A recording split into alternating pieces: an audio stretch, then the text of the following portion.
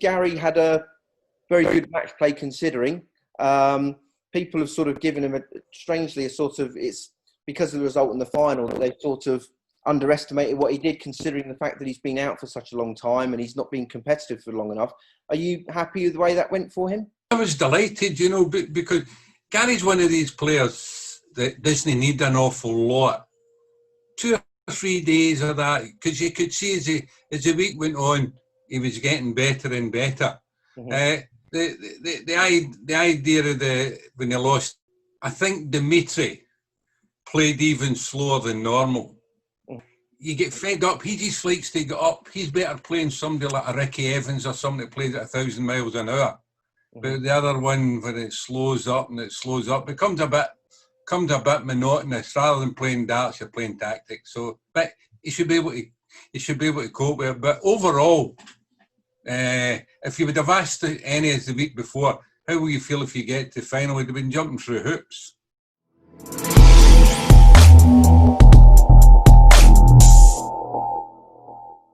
One of Gary's old tactics, or the way he sort of approaches big tournaments, he tends to get angry as they go on. He sort of gets into this siege mentality. And he said actually during the week that he's too mellow now, that he doesn't get angry anymore. Is that a bad thing for his hunger? Do you still see that he's got the same Gary in him? You still get the same Gary in him, you know, because, you know, when we're doing things or doing contracts, he talks to the media and he'll say, oh, I'm going to retire, I'm going to do that. You know, but then I'm sitting in writing contracts up for the next 5 years, you know, so mm-hmm. He's happy, he's more contented now with the fishing and with the kids growing up and everything like that. And I think that, you know, he's enjoying these five players championship, you know, like going to work for 5 shifts all in the one go.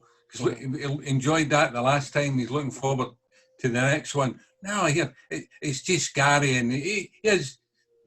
I wasn't always as mellow as this, so I'm giving Gary the benefit of the doubt that age is bringing on a bit of mellowness in him. But he's a wind-up merchant, and he's Gary.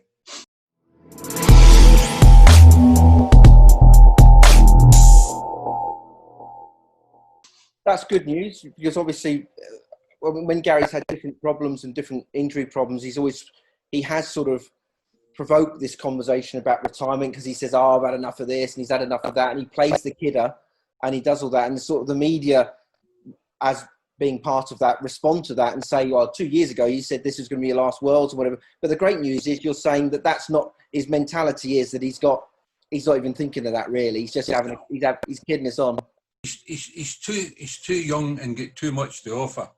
You can see that once you get, I mean, he still get the problems. I mean, in the final, he was rubbing his hands with sandpaper because his darts was slipping and the sweat in his hands. And then he was having to try and roughen up his hands a bit. So he'll be tampering a bit with the darts and the barrels over the next week or two for it to get that right. And I think that's one of the problems that he will solve. And with Gary, as I said, he is mellow, but he still get that bite. He would like to win another World Championship, which he's more than capable of. And I think that the way that the cluster's coming with the World Series and with the Players Championship, that'll give him a lot more practice than they would normally have got in the one bunch.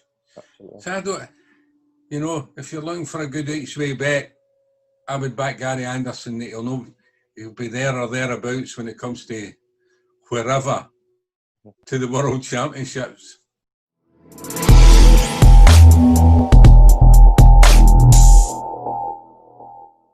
Do you see that maturity in Chris now? Do you see that he's, you know, where you started with him now, he's ready to break through? Particularly if he listens to those who know. Every sport, there's been ear hole blows and what you should do and what you shouldn't do. Chris, in my opinion, is a boy who needs to be correctly advised. He needs to be managed. Just because he is relatively young. This whole business thing, because there are so many mistakes getting made. I mean, managers are not just somebody that sits back and watches their players and gets their commission, because there's a lot more because of the social media and the Data Protection Acts. These are all things that's got to be done, and also things to do with lawyers and make sure that you're covering them and stuff like that. No, managers, you know, call them what you like, call them necessary evil. You know, it's only when everything's going well that we get paid too much. But when everything else is, when it starts to be, then it's like, and you'll know yourself, it's like when you need a lawyer, that, you know, if you're wanting somebody good, then you've got to pay for them.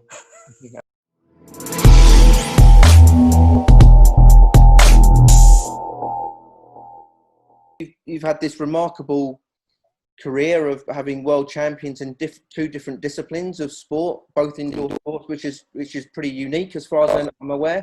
And so Gary's, you keep saying there's Gary's career is being prolonged, but I mean, you've been around. I hate to say it, you've been around a while, and you're still going strong, and you still got the hunger to bring players on. You're not going to hang up you hung up your boxing gloves. You're not going to hang up the darts, are you? The reason I hung them up is because I stopped getting butterflies. I stopped getting uptight, and it was your business. But you needed that wee bit of excitement, and I still get that, and I still go through the routine that when Gary's playing, you know, I rely on people sending me a wee text or something at the end of it. I still find it very difficult to watch them playing, as I do with other boys when they're sitting playing. You know, sometimes I don't even go down to, as we would say, like the ringside. I'll sit and no speak to anybody and sit in the players' room. And as long as I'm still getting that wee bit to keep me on edge, then that's as long as I'll keep going at whatever I'm doing. There's got to be that wee bit that you can't, that money can't buy you. And that's the important thing. And we're having a laugh, and we've got nice lads. You've got Chris, who's doing very well. You've got young Adam, who won his tour card again and starting in. And he must be the unluckiest that we've got, because he's playing well, but he's getting put up against Gary Anderson, Glenn Durn, Michael Van Gerwen. He's not getting a chance to get into a wee bit of rhythm.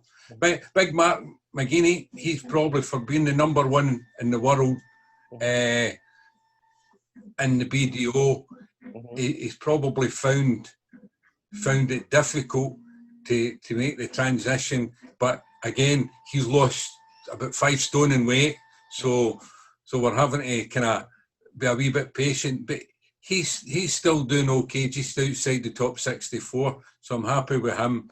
And then you've got the young kids, because we've spent a lot of money in the last couple of years, because we've got some good kids, but they're not getting a run at it. I mean, the one Cameron Menzies, you know, he is just fun personified.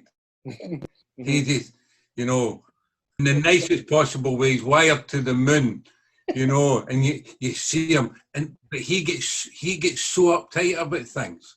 I mean, he makes me seem normal, you know. I feel as if I need a buzz, you know. But Cameron, but the same as I done with the boxing.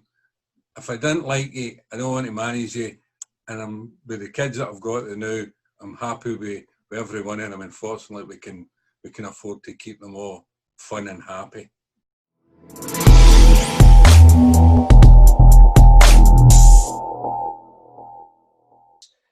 Management's not really needed when times are going well, but when times are tough, that's when you really need your management. You spoke to the players every single day between yourself and Stephanie, and you made sure that Dun Beacon were there at the end of the phone. Was that you know, we talk about Adam got his tour card, and yet that was taken away from him. That must have been particularly hard. And you must have had lots of different conversations to keep everyone bubbling along and keep them mentally right. Being locked up, and what are they doing? And we put them in, we had a couple of wee competitions we put together with myself and with one of our the boys it takes to do with our social media. So it gave them something to do, you know, and sponsored a couple of wee things so that they could keep going. But we made sure that we spoke to them in a kind of serious manner once a week to make sure that they were okay. Was there anything that we can do, anything that we had to try and do to make it their life better? Well, I mean, it's okay for people like me who can sit in an office, so you're used to being partially locked down. But these kids are out and they go, and they're more than half my age. So they've got to be. The only thing is, I don't have 2 and 3 and 4-year-olds running about me. So they were kept, you know, they were desperate to get out of lockdown.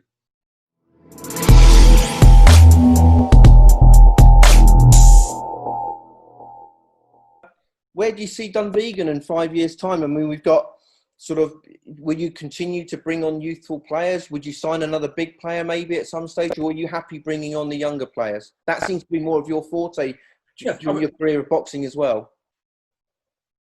Aye, I would like to have another major player, because obviously a major player allows us to invest more and more money into the business and to bring the kids along, because they are, you know, they're a run on the money, but that's no a problem, you know, and having like 4 guys in the tour's fine, you know, 6 guys would be fine, but we'll still would like to always have our half dozen or 8 kids that's coming along that are costing you money, but you're taking a wee punt on them and saying, yeah, if somebody doesn't help you, I was a success because somebody helped me. So if I can make somebody else a success by helping them, it's good. After all this, I don't want to kind of no do things to help, because I'm still doing things to help kids in the boxing. You know, even although I'm a retired member of that brigade, you can't spend a lifetime, and probably the time that we've spent, and as you said, you don't realise how long that I've been in the darts. But I still look at myself as the baby of the darts, you know. I'm just a sports manager. Aye, whenever Gary came across. Yeah, is that really, you know, 12 years? Good grief. So, been successful, been very successful. And it just seems like yesterday, and you know what a rotten day yesterday was.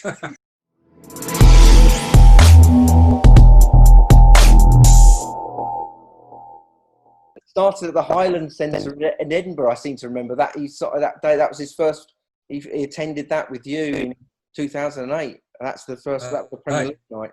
He wasn't in the Premier League, but that's when he signed. You know, and in that time, he's been an absolute pleasure. I think that when we got together, we probably suited one another, you know, because we were fiercely Scottish and we never wanted to play second fiddle to anybody, and we understood each mentality, and because Gary knew how good he was, but it had a few strops along the way, and that's probably why they'll be dredging up Lakeside to try and find 3 or 4 dozen Gary Anderson darts.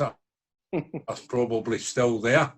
No, so it's been great, and he's been absolutely wonderful, and he's accepted my advice, and that's why, you know, I like them to have an opinion, and Gary and I speak most days because there's a lot of business goes on round about him, but, you know, thinks about it himself, but trust my judging, and touch wood up to now, we're doing okay.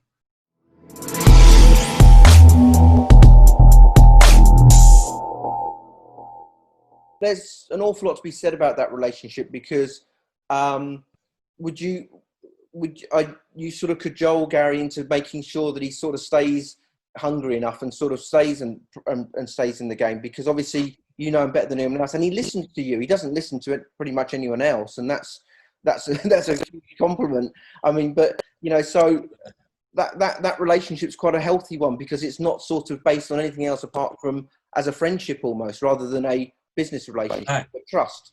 Sometimes, you know, you have an argument, the same as you do with your wife or your girlfriend or whatever, you know, but the following day it's finished.